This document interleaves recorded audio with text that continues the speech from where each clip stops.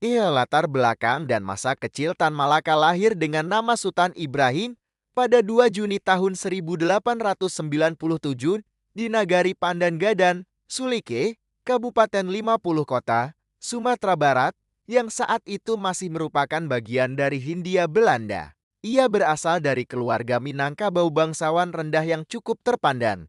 Sejak kecil, ia menunjukkan kecerdasan luar biasa dan minat yang besar terhadap ilmu pengetahuan, serta persoalan sosial politik. Pendidikan formalnya dimulai di Sekolah Rakyat Belanda Hollands Inlandse School HIX, lalu melanjutkan ke Kweekschool Sekolah Guru di Bukit Tinggi. Ia kemudian memperoleh beasiswa untuk belajar di Rijkskweekschool di Haarlem, Belanda, pada tahun 1913. Di sanalah pemikiran dan pandangan politiknya mulai terbentuk melalui interaksi dengan tokoh-tokoh sosialis dan Marksis Eropa II. Awal perjuangan dan keterlibatan dalam gerakan Kire setelah kembali ke Hindia Belanda sekitar tahun 1919, Tan Malaka menjadi guru di perkebunan Deli, Sumatera Timur. Pengalaman melihat penindasan dan eksploitasi terhadap buruh menjadi pemicu radikalisasi pandangannya. Ia mulai menulis artikel-artikel tajam yang menyerang kolonialisme dan memperjuangkan hak buruh, terutama lewat media seperti Sinar Hindia.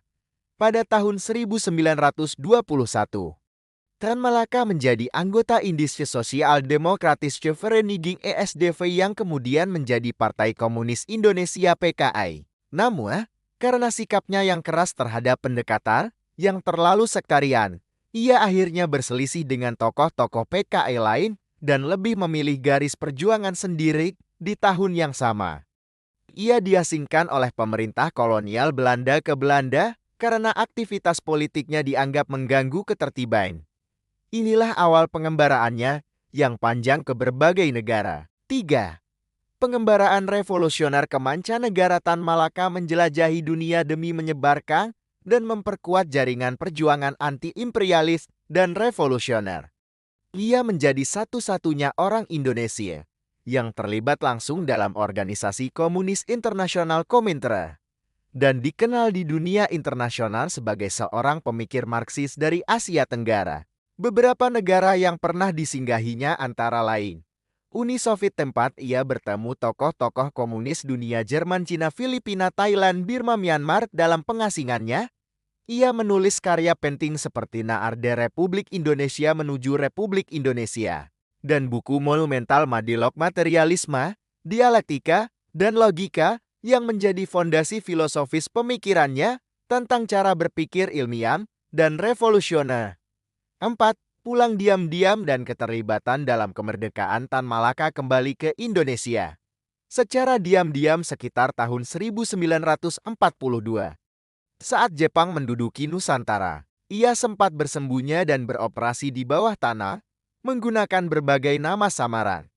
Setelah proklamasi kemerdekaan 17 Agustus tahun 1945, Tan Malaka muncul kembali ke permukaan, menyuarakan kritik terhadap pemerintahan Soekarno-Hatta yang dianggap terlalu kompromistis terhadap Belanda dan sekutu. Ia mendirikan Partai Murba Musyawarah Rakyat Banyak yang mengusung garis keras anti-kolonial dan mencoba membentuk kekuatan tandingan untuk mempertahankan kemerdekaan sejati. Tan Malaka bahkan sempat dipenjara oleh pemerintah Indonesia karena sikapnya yang dianggap mengganggu stabilitas. Namun, setelah peristiwa kudeta 3 Juli tahun 1946, pergolakan militer yang tidak berhasil, Tan Malaka kembali muncul sebagai tokoh penting. Ia memimpin gerilya di daerah Kediri, Blitar, dan Malang, menjadi simbol perjuangan alternatif yang tidak mau tunduk pada kompromi politik. 5. Kematian misterius dan warisan yang terlupakan. Tan Malaka wafat secara tragis pada 21 Februari tahun 1949, dieksekusi secara diam-diam oleh pasukan militer Indonesia, diduga oleh unit Batalion Sikatan Divisi Siliwangi di daerah Selopanggun, Kediri, Jawa Timur. Ia tewas bukan di tangan penjajah, melainkan oleh bangsanya sendiri. Perintah penembakan terhadap Tan Malaka hingga kini masih menjadi perdebatan sejarah. Ironisnya, keberadaan jasadnya sempat terlupakan hingga puluhan tahun. Baru pada tahun 2007, kuburannya berhasil ditemukan oleh tim peneliti independen, meski masih belum sepenuhnya diakui secara resmi oleh negara. 6. Pengakuan dan rehabilitasi pada tahun 1963.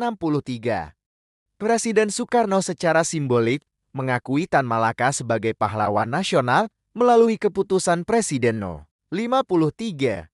Namun, karena orientasi politiknya yang dekat dengan komunisme dan konflik dengan berbagai pihak, warisan intelektual dan perjuangannya cenderung dikaburkan selama Orde Baru.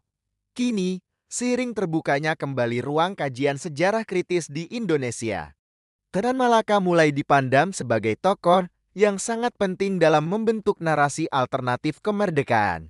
Ia bukan hanya seorang pejuang, tapi juga pemikir, filsuf, penulis, dan revolusioner global. 7. Warisan intelektual dan pemikiran Tan Malaka meninggalkan sejumlah karya besar yang terus dikaji hingga kini.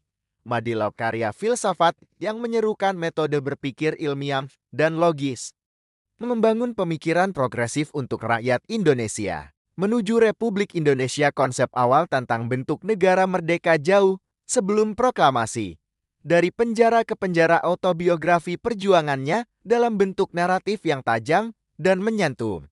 Tulisan-tulisan politik dan pamflet yang tersebar di berbagai media perjuangan di Asia dan Eropa. Pemikirannya tentang nasionalisme radikal, pembebasan rakyat pekerja, dan perjuangan anti-imperialis menjadi bagian tak terpisahkan dari sejarah Indonesia modern. Penutup, Tan Malaka adalah sosok kompleks yang melampaui batasan ideologi zamannya. Ia adalah pemikir besar yang sering dianggap terlalu kiri oleh nasionalis dan terlalu nasionalis oleh kaum komunis ortodoks. Dihormati sekaligus dicurigai, dikenang sekaligus dilupakan. Namun tak dapat disangkal bahwa Tan Malaka adalah salah satu arsitek pemikiran kemerdekaan Indonesia yang paling orisinal, dan namanya akan terus hidup dalam sejarah perjuangan rakyat.